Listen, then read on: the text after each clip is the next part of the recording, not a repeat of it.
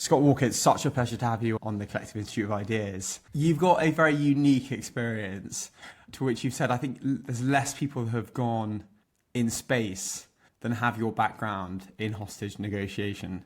Is that correct? Okay, let me just put a caveat on that. Basically, we were told when I first got into the industry, into the kidnap-for-ransom industry, that more people have been to the International Space Station that did this job full-time, tier one, professional. They called it crisis response consultants. Basically, you're the one that gets the phone call at 2:00 in the morning, and then you have to jump on a plane and you sort out people's problems for them. And usually somebody's been kidnapped, or there's a bit of a blackmail or extortion or some other kind of threat. And that could be with a high net worth family or with an organization. And you've got to stay there until the people get released or whatever the threat disappears. And yeah, that's what we're told. Whether or not it's true, I don't know. It certainly boosted our egos. But I think you look at the maths, and it's probably there's not many teams in the world who do that job. The classic dinner party question of if you can have 5 people around at a dinner party, who would it be? There's so much curiosity that lays around your world. But just to give a bit of context to Scott. So Scott, you've spent over 15 years in this kidnapping negotiator role, working in over 300 cases. And previously to that, you were in the police in Scotland Yard as a detective for over 15 years, also with a stint as a military intelligence interrogator. Firstly, I want to hear a bit about your time in the police. What did that teach you about yourself? Actually, what it taught me, which at the time I didn't really realise, but actually when I went into my second career, or third career really, as a kidnap negotiator, was there's no one else behind you coming to resolve this problem. You're it. You're the last line of defence. You are the cavalry, so to speak. It's like, as a police officer, if I would turn up to a crime scene or to some incident that's unfolding, that could be somebody with a knife or a gun or just some kind of or it could be a nasty car accident, you're it. You're the one that's got to deal with it and resolve that issue. And you didn't have time for dwelling in negativity or victimhood or anything like that. You had to basically have personal responsibility and accountability and ownership of, I've got to deal with this issue now. And that stood me in great stead years later when I would arrive in country, sit with the family of the hostages or in the company boardroom where member of staff have been taken, and bring that, I guess, cool, calm presence to what is a highly volatile, highly emotional situation. Yet conversely, and probably ironically, the rush to problem solve actually is the Achilles heel and the worst thing a negotiator can do. And so you've got to balance this dichotomy of being able to get a grip really early and put things in place, while at the same time being able to buy yourself a little time, even if it's just a couple of seconds, a couple of minutes, or a couple of hours, to stop, pause, and actually deal with a negotiation sequence, which we can go into in a moment, to bring about some kind of influence and persuasion with other people. You talked about that first negotiation that you were involved in, and your more experienced colleague, just tapped you on the shoulder and just completely changed your view on how to deal with the situation. Can you tell us about that? Early on in my career, I was this young, ambitious, driven cop who wanted to have a really great career. And at the time, the most dangerous thing I was actually faced with was getting paper cuts from all the crime reports I had to supervise and being sat at my desk. And then I bumped into a colleague of mine at a police station in South London, unseen for a while, and just got chatting. And he'd just spent the last 3 or 4 days helping to secure the release of a young kid from a quite a violent Albanian drugs gang in London. And I was just like smitten. I was like mesmerized by all the stuff that he was doing and the positive impact that he'd had. And I'm like, I want some of that. And in the end, he put me in touch with the unit that organised the selection and training, and then the management of people who would get that phone call at usually 2:00 in the morning. And so that's how I really got into it, essentially. And I did that for about 5 years before then leaving the police to then do it for another 10, 15 years in the private sector. There's the story you gave around how you were on one of the first negotiation experiences and you were just trying to explain what the strategy was and the family were just not quite on board with it. Yeah, again, I'd allowed my own ego to get in the way of this, and I was, pretty much as my first case, and I'm eager and keen, and I'm giving advice to the family. I'm like this junior cop who's in this environment, and my job really is just to sit alongside the family and support them and help them work out what we're going to say to the kidnappers. Meanwhile, loads of activities going on behind the scenes to try and locate the bad guys. But the family aren't listening to me. They're just not paying any attention, and I'm getting more and more frustrated. And eventually I turn around and say words to the effect of this poor family whose young son has been taken. We're in this tiny apartment in East London. Family of 9 or so were living there.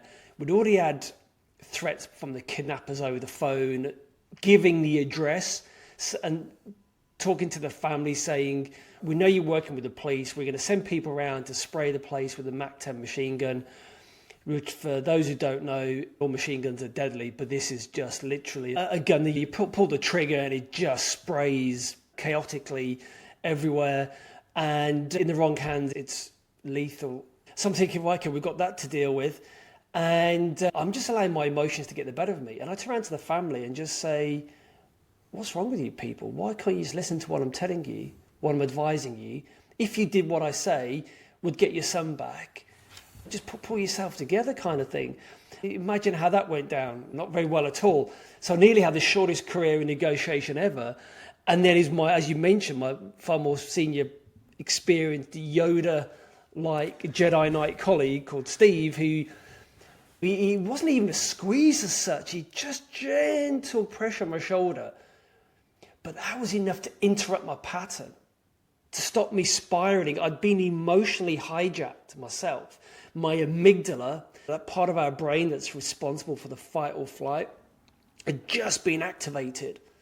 Today, people would call it being triggered or the hot buttons being pressed.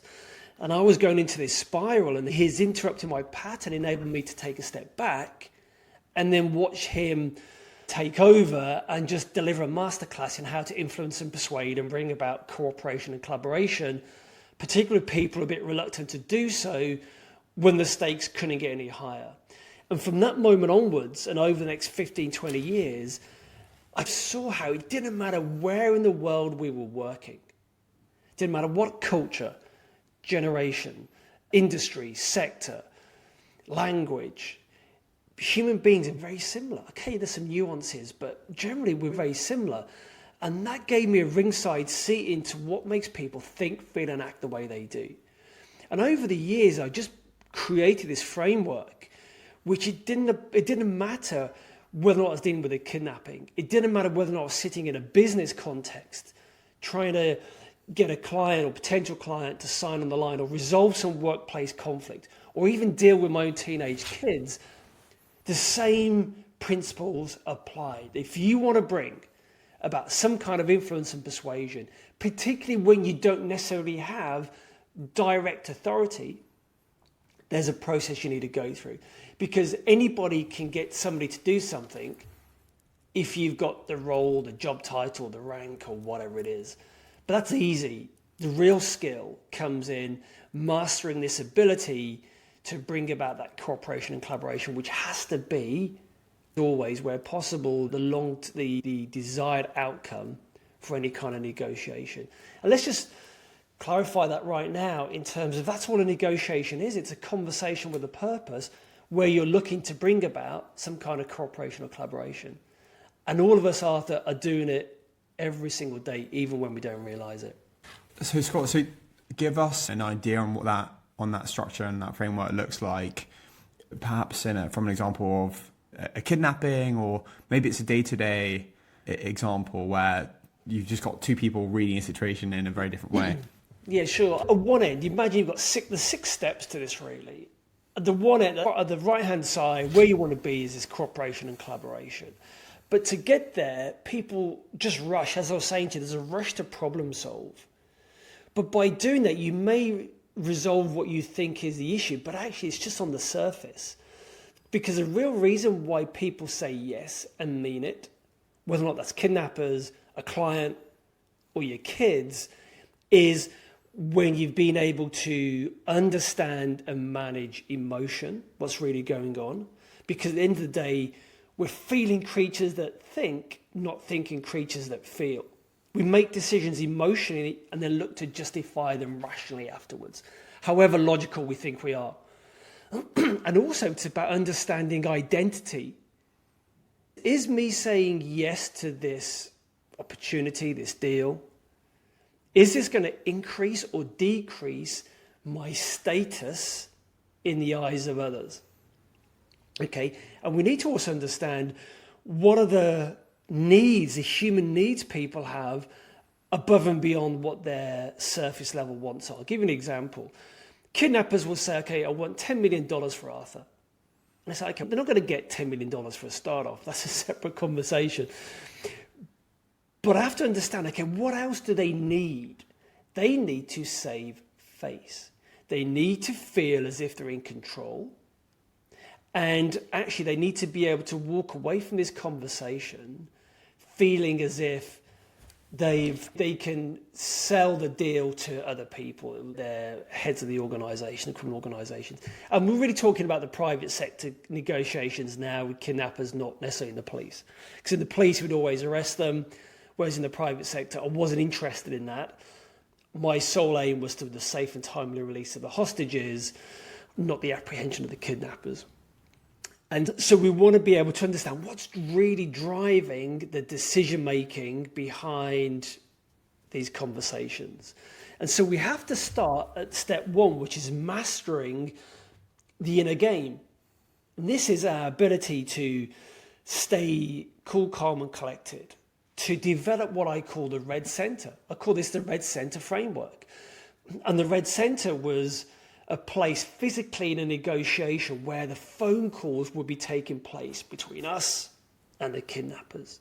And to start with, it's a highly emotive, high stakes, high pressured, stressful environment. But one of my jobs was to bring the calm, bring order out of chaos here, which is why I called my first book Order Out of Chaos, because that was our primary role in a way. And so I also realized that this red center is this metaphor, it's this place within us that we can tap into, that when we're going to have a negotiation, we need to be able to rely on this inner fortress, that we're not going to get emotionally hijacked like I did in the first case I spoke about. Okay, so that's the first step, mastering the inner game, being able to not be emotionally triggered. And one of the ways we can do that is imagine you're stood on a riverbank and in front of you there's a flowing river, and they're the emotions and the highs and lows of life. And you're stood on the riverbank and occasionally life forces you into the river. And most of us then just get out, dry ourselves off and get on with our day. But occasionally what happens is we fall in the river and then we start drowning and we get taken out to sea. So what we really need to do is be able to be stood on the riverbank and observe but not absorb, particularly when it comes to emotions. Okay, it doesn't mean that we suppress or push away emotions. What it means is that when we're going to have a high stakes, difficult conversation with somebody, we need to be able to feel the soles of our feet on the floor, take a deep breath, and actually observe but not absorb what's going on. And from that place, we can then do our preparation, which is moving to step two, which is, we used to call it on every single call, the bunch of fives. Imagine that your hand, and you've got to think through, what are the top 5 issues, threats, challenges, problems, demands that if you were the other side, you would levy against you. So when it does happen, so when the kidnappers, in my case, would make the threats or the ridiculous demands, or in a business context, somebody would potentially look to at the very end of the deal, just when you're thinking about to close the deal, they'll go, actually, we want an extra 20% off. They call it the 11th hour sabotage. You can prep for this. So when it does happen, or if it does happen, you can go, yes, I knew this was going to happen, and you've already prepared for it. Okay, so we're going to master the inner game. We're going to do our bunch of fives. We're going to prepare to engage. Then we're going to move into step 3, which is really understanding their world. Okay, what's really driving them? What's their life about? What are their beliefs and values and rules? And the way we do that is by listening at a really deep level. I call it level 5 listening. Because as far as I'm concerned, I don't know anybody who has listened their way out of a job or out of a relationship. Usually we talk our way out of it. And so by listening at a deep level, not listening for the gist, not listening just to rebut what somebody's saying, as we generally will do these days. We don't even wait till somebody's finished talking before we interrupt them with wanting to prove that we're right and they're wrong. But if we listen for emotion, listen for points of view, listen for what's not being said. Is there some kind of incongruency here between what's being said and the tone of voice, perhaps? And so once we understand their world and we know what influences them, then we can start to overcome some obstacles, particularly if egos are getting in the way, and then move through the other steps, 4, 5, and 6, which is really about really developing that rapport, demonstrating empathy, which is just me demonstrating an understanding of where you are coming from. And that's particularly powerful if we're actually disagreeing. And then that enables us to move through to getting that cooperation and collaboration. So now I've just gone through quite a big framework there, and I've gone through it quite quickly. Normally it's a half-day workshop or even a day's workshop that I go through this, but hopefully that just gives you a flavour of, we have to start with ourselves. We have to make sure we're in the right place emotionally. We have to do our preparation. We have to seek first to understand before being understood. And gradually as we do that, we then earn the right, because we build trust, we then earn the right to then start influencing and persuading others. And in these situations where you've negotiated, often money's involved with the kidnapping, it seems so almost counterintuitive, the concept of negotiating over the amount that is going to be paid in some senses. Tell us about how do you hold your own when they're happy to, when you are literally just trying to bring down a number. Maybe there's a story that you can tell us about that really puts us in that room where the heat's high and things have worked out, but there's been so many points where it doesn't feel like the end is going to come, but it does, and it's just a process.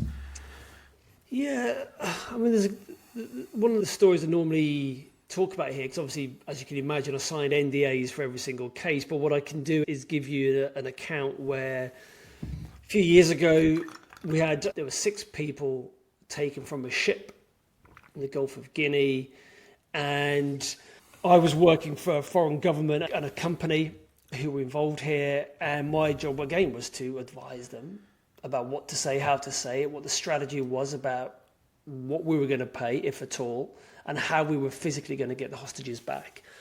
And probably just over a week had gone by, maybe 10 days, and we hadn't heard anything, which is a bit unusual. In that part of the world, we should have heard something by now. And so we sat at this long wooden table. In the middle of the table is this old Nokia mobile phone, which we were going to use as the clean phone with the kidnappers for them to call on. And everyone sat around. We knew what we needed to do. And then the phone rings and everybody jumps. And the guy who sat next to me, who I'm going to use as the communicator because of the language barrier, he presses the button and he goes, "Hi, how you doing?" And then this booming voice comes out the phone. "Yeah, we have your people. We want $5 million or we're going to kill every one of the hostages." And this guy I'm using as the communicator, these are his friends. He feels responsible for getting these people back. Emotions, it's quite tense. Emotions are quite high here. And then over the course of the next few weeks, we look to bring them from $5 million. We get them actually down to about $500,000. And the reason we want to do that, and the reason we do it, is because we want the kidnappers to think that there's no more money left. We call it squeezing the orange. There's no more juice left. Because same in business as well, if you think there's money metaphorically or literally left on the table, what are you going to do? You're going to hold out for more, right? And so it's the ability, the willingness and the ability to pay money. We're talking about hard cash here. You have to be able to liquidate and get the cash, which is different from just having a net worth of a certain amount. So we get the money, and it's about 500,000. But these negotiations, they're taking their toll on this communicator. And then on one call, he's on the phone to the kidnapper and he's, hey, we need more time. You're demanding too much money. We're a poor company. We just need some more time. And also, you need to look after the hostages because they're your responsibility. And the kidnappers took real umbrage to this. And they turned around and went, no, they're yours. And they said, we want the money by Friday or we'll kill them all. And they hung up. And then you can hear a pin drop. That is until the colleague here his fist came down onto the table. He stood up, he turned to face me, and I'm thinking, okay, being punched by the client is never a good look. And he storms out. But then I realized, okay, there's 3 elements to all successful negotiations, really. The first one is you've got to take the initiative and a calculated risk. You can't always play it safe. And so in that aspect, the first aspect wasn't right. I need to use my initiative here. I need to take a risk. Kidnappers are I've got them where I want them. They're not going to harm the hostages. I'm convinced of that. Okay. The second step to this is I now need to bring about cooperation and collaboration. I need to focus my time on the colleague, the guy who's the communicator, because without him, we're not going to get the deal. He's the key to this. So I now need to spend the next few hours or day or however long it takes to get him back on side, to make him feel seen, heard and understood, validated, to empathize with him, to really understand his concerns, to then bring him back in. And I can do that because of the third element, which is trust. I've actually built up a bit of trust with the kidnappers. I'm in danger of breaching and losing trust with my communicator. And trust is the golden thread to all successful negotiation, regardless of the context, which is why there's a 93% chance of hostages coming back through a negotiation. It's because we build trust with people who are untrustworthy in the most dangerous, ungoverned, unregulated industry in the world. So I work with my colleague here, the communicator. He comes back in the next day in a better place, showered, shaved, suited and booted. He comes in, he gets on the phone, and then we close the deal for about 300,000, down from 5 million. But now we've got this dilemma of actually getting the cash, which is on a table in one country, across the border to another country, to the kidnappers, who then need to count it, release the hostages unharmed. We need to get them back to safety. What could go wrong? We've managed to find a courier who takes the money, and he needs to phone in every 4 hours to check in and make sure everything's okay. And meanwhile, the kidnappers are phoning in to make sure the kidnapper's en route. 4 hours go by, we don't hear anything. 8 hours go by, still don't hear anything. And then 12 hours, and then I'm starting to get worried. And in the end, we get a phone call, and he's been arrested by the local police, who are refusing to let him or the money go. So we managed to negotiate with the chief of police. He releases the courier and most of the money. Obviously, we need to pay local taxes and everything. But then the courier wants nothing more to do with this, and he legs it.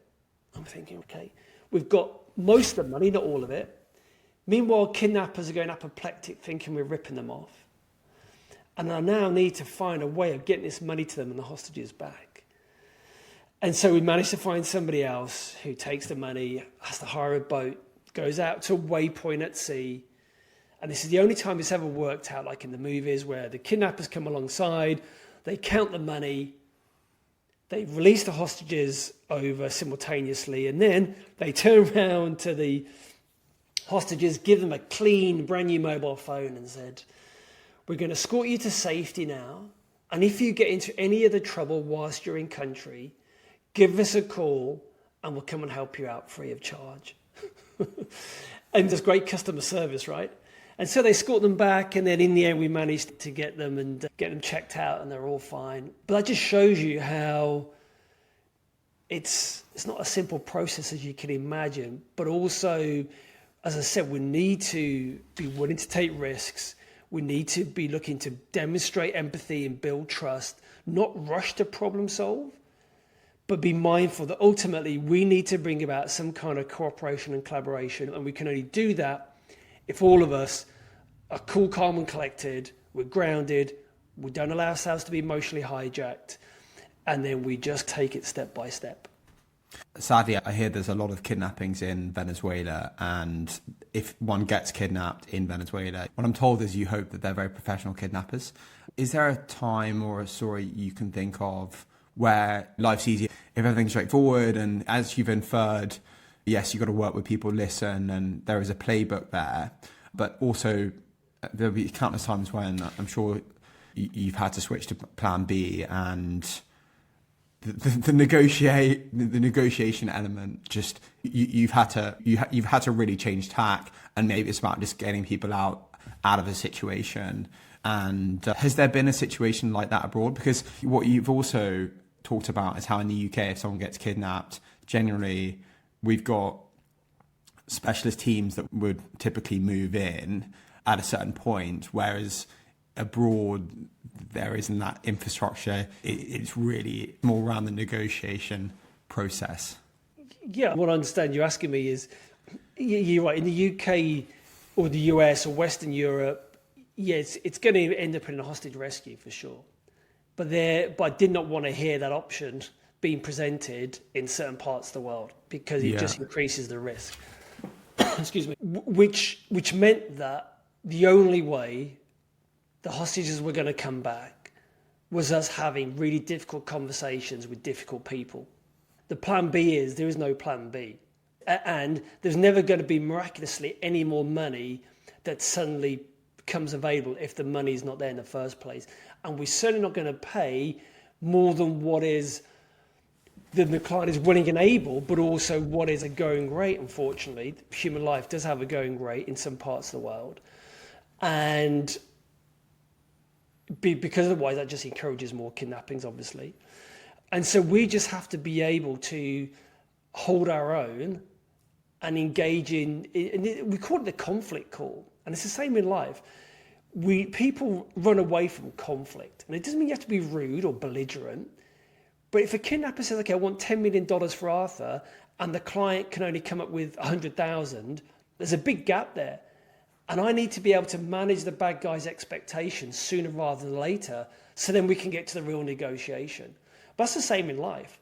So many of us now will shy away from feeling uncomfortable and giving bad news, or being able to share some information that they know that the person is not going to. And so we have to move towards that and be willing to engage in that, have boundaries, but still be professional. Remember, I need to still be able to influence and persuade and bring about cooperation and collaboration. Now, we may need to get through over a few hurdles to get there, but I have to work with what to deal with. We've got 100 grand. I can't go in with 100 grand straight away, because the kidnappers will go, okay, well, if you can come up with that straight away, we're going to hold out for more. But if that's all there is, so I need to come in at even less than 100 grand if that's my end point. And they want to come in at 10 million. So you can see that the plan B is there's no plan B. We just need to work through this and find a way. And that is hard. It's really tough, which is why I mentioned you've got to master the inner game. You've got to do your prep. You've got to be in a great place. You've got to be resilient and take your time to get through this. You talked about people who have gone through being kidnapped and come out the other side in some instances where they've been stronger in certain ways. And through the worlds you've been operating and through your experiences, you would have come across so many people who have faced so many adverse situations. What learnings have you taken around that? Yeah, resilience is one of the few buzzwords around now, and I think people buy a mug or a t-shirt with hashtag resilience on it, and they think it makes them super resilient. But resilience is a practical thing. It's a doing word. Okay, you have to go through tough times to develop resilience. And the hostages we spoke to and we debriefed, the ones who got through it, were ones who are able to take control of the meaning they gave things. Yes, physically they could be in a bad place and all of that, but actually mentally they stood guard at the door to their mind, and they would, okay, kidnappers, you can chain me up, you can give me minimal food and water in really pretty inhospitable conditions, but I'm going to stay mentally strong. They decided it was going to be a conscious decision. I'm going to take a bit of personal responsibility for me, for what I can control, which is my mental state. Now, it's not easy, and it wasn't some kind of naivety of we're going to be home by Christmas kind of approach. And they developed something called wise optimism, which is things as they are, but not worse than what they are. You don't catastrophize. Yeah, okay, I've been kidnapped. I'm in a really perilous situation. I can't actually control many things, but I'm going to take control of my mindset. And actually, I'll know in the background there'll be people working hard to try and secure my release. Now, that, it doesn't sugarcoat things, but it also doesn't catastrophize things as well. And that just develops this ability to, when you come out, you can reintegrate and learn from the situations. And actually, some people came out and have a better life than what they had before, because the newfound appreciation for life and things that may have bothered them before certainly didn't bother them afterwards. Whereas the ones who struggled, came out and continued to struggle, were the ones who took on and couldn't shake off the victim kind of mentality, the victim mindset. And unfortunately, in society now, there's more and more of us who do tend to take on this victim approach and want to blame something or someone outside of their situation for how they feel. And ultimately, it's all down to you. I'm not saying bad things don't happen and people shouldn't take account for that, but ultimately we have to take personal responsibility and ownership for how we feel and how we now show up for every day for the rest of our lives. And people have been held hostage for months, and those with that mindset came out super strong, super resilient as a result of it. And there's something called post-traumatic growth. We talk about post-traumatic stress and the negative impacts, but actually there's a swathe of research and evidence that actually with the right mindset, you become stronger as a result of the experiences. How do you think people can take more of a responsibility approach to life? By doing that, by going, actually, I'm taking ownership and responsibility for the meaning I give things and what I do as a result of that. So what am I going to focus on? The meaning I give it, and then the actions I then take as a result of that. And that's all day, every day. It doesn't have to be on the big stuff, just every day. It's people go on social media and their hot buttons get pressed and outraged, and we love to be outraged these days over stuff, and it's down to you. Controllables, control your own hot buttons rather than looking to project and blame other issues or other people. Now, that's not to say change doesn't need to happen or things don't need to be improved or neglect needs to be dealt with. I'm not saying that, but we have to be able to take ownership of how we show up in the world and how we present ourselves. And from that place, we can then bring about far more meaningful change rather than lots of shouting and noise and naming, blaming and shaming, which doesn't really work. It's quite hard to, I'm thinking of the Man on Fire, the bit around the intensity of being in these situations. And a lot of that is being a leader. When you think about leadership, what is that to you? Leadership to me can be summed up in one word, and that's influence. Because if you're not influencing anybody, then you're not really leading, are you? And ideally, it's influencing when you're not in the room. This comes back to, ultimately, this is influence and persuasion without direct authority. If you can do that, is a real measure of leadership. Because I said, if you're relying on your job title, rank, or position to get people to do things, Any fool can do that. But if you can do it without that, or without relying on that, then that is the real sign of leadership. And that could be within your family or community, workplace, or whatever level it's at. And I think history is littered with fine examples of people who demonstrate this, having the courage to do what is right and difficult with the right kind of virtues, for the right reasons, and can influence and bring people with them. There's so many things going on in anyone's life. How do you, to bring you into the best version of yourself, to be having the best focus for you, Scott, do you spend time thinking about channeling your brain into thinking in a certain way or not? I do a little process where just before I have a difficult phone call with the kidnappers, or I'm about to go on stage and give a keynote talk to 1,000 people, or sit down and do a really challenging task that needs my undivided attention, I'll go through the little process. And you could call it mindfulness, you could just call it focused awareness. I mentioned it earlier, I will literally take a couple of deep breaths, and I will feel the soles of my feet flat on the floor. And by doing that, it interrupts anything else that you're thinking about. It brings you completely present and into the moment. I just tune in, and I almost, as I said earlier, just observe but not absorb what's going on in me and around me. And I just notice. I don't look to change anything. I just notice what's going on, ground myself, and that could take a couple of seconds, or it may take a few minutes.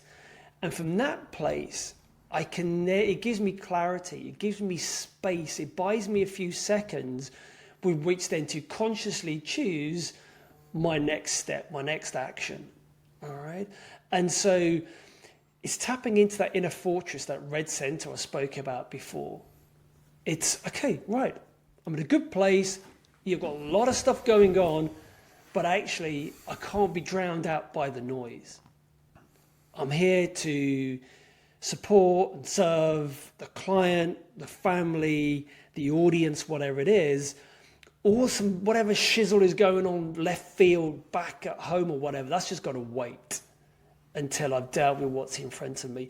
Because again, in saying the kidnap negotiation, if I rock into the boardroom or the family home and I'm emotionally dysregulated, that's not going to end well, as I explained in the very first case I got involved in, which is why emotional self-regulation is the number one skill. It's the number one skill of the world's best negotiators. And you have to be able to manage that in whichever way works for you. And the way I've just described it, how it works for me, I'm in that place, I can then pick up the phone, press connect on the Zoom call, or step out onto the stage, good to go. Yeah, high pressure environments indeed. Are you doing this then? Are you continually doing new hostage situations? No, not anymore. Obviously, a couple of years ago, I was just so mindful of all the crossovers and hundreds of cases, including things like extortion and everything else, where the crossover into business and life was so evident. And actually 80% of my time on a case was dealing with my own side, the client, the family. We called it the crisis within the crisis. And actually dealing with the kidnappers was the easy bit. They're just businessmen looking for a good deal. So I wrote my first book, Order Out of Chaos, which took all the practical tools and techniques and insights from nearly 20 years into how people can apply it in their business and life. And so when that came out, it did far better than I or anyone else probably expected. Became a Sunday Times bestseller. And as a result of that, I wrote a second book, Eye of the Storm. And so now I sometimes do a bit of strategic advice on cases, but most of my time is spent going into organizations and companies and delivering keynotes and workshops about how their teams, whether it's sales, business development, how they can influence and persuade other people, particularly when the stakes are high. Yeah, and as you say, life is just filled with negotiations every day. Can you give us 2 other books we should consider looking at that help with negotiation or communication? There's one book called Nonviolent Communication, and it provides a real masterclass in how to suspend your own ego when you want to be passive aggressive maybe in a conversation, how you can really enable the other person, particularly in times of conflict when there's disagreement, how you can dissipate and bring down the tension and enable the other person to feel seen, heard and understood, which enables real progress to be made. And I'll say another one probably is How to Have Difficult Conversations by a couple of authors from the Harvard Negotiation School as well. We're going to move to the quickfire questions now. Scott, 3 things that bring you joy. Usually the simple things in life, as it always is the case. So spending time with people I care about, really good coffee, and probably sitting down, reading a book in silence. A mantra you want to embrace now would be? A mantra would be, everything happens for a reason, and your job is to find out the reason, what that is. One unusual thing that gives you pleasure? Maybe doing an experience that I wouldn't normally do, like doing a zip wire with the kids over a lake somewhere or down a canyon. I do get pleasure from that, and it's not necessarily expected, so hopefully that counts. Yeah. Is it addictive, the energy from the negotiation? I know, because most of the time 99% of the time you just sat around waiting. So it's a great masterclass and a muscle workout of patience. But then obviously there's lots of frantic activity, particularly when the calls are happening and then you've got to move money and get people back and stuff. So there's a sense of satisfaction in bringing all that together. But it's not an adrenaline rush like jumping out of a plane in that sense. Yeah, actually, I've got a question I'm dying to ask. Trust is such a big part of what you've been doing, whether it's like finding someone to bring cash from A to B or 101 situations. Do you have any tricks or ways that you work at if you can trust someone? Yeah, again, I'd move away from using words like tricks, because if we approach it as a trick or a hack, we're coming out from the wrong place, really. We've got to come in from a genuine place of, this person needs to trust me, so I also need to be trusting. Trust is a two-sided coin. We need to be trusting if we want to be trusted ourselves. And funnily enough, the bar for others to trust us, we usually set really low. But the bar for us to trust others, we set really high. And so trust really is a case of, do what you say you're going to do. Follow through. If you're going to be available on a call between 2 and 4 o'clock every afternoon, be available between 2 and 4 every afternoon. If you say you're going to get the report done by 10 a.m. tomorrow, get it done by 9:30, 9:45. Don't wait till 10:30. So just follow through with what you say you're going to do, and that's a really good, quick way to start building trust with others. I love that. A favorite film, book, or artist that isn't obvious? That's a really friendly hack at the last part that isn't obvious. My favourite film is Heat with Al Pacino and Robert De Niro. Best advice ever received? It'll always turn out all right in the end. The world works in a certain way. If you could change one thing about that, what would it be? So people just need to take more personal responsibility for their situation in life. Yeah, I think that's such an interesting one, and not a message that's necessarily out there probably enough. And you can do that in a compassionate way. I'm not saying, hey, everyone wins for themselves, survival of the fittest. I'm like, hey, you don't expect someone else, don't rely on someone else to come along and fix your problems for you. You got to do it yourself. You can get outside help, but you've also got to play your part. Basically, there's a great saying I heard once, you've got to take part in your own rescue. Yeah, I love that. Thank you so much for coming on, Scott. It's been such a pleasure. You're most welcome. Yeah, really enjoyed the conversation.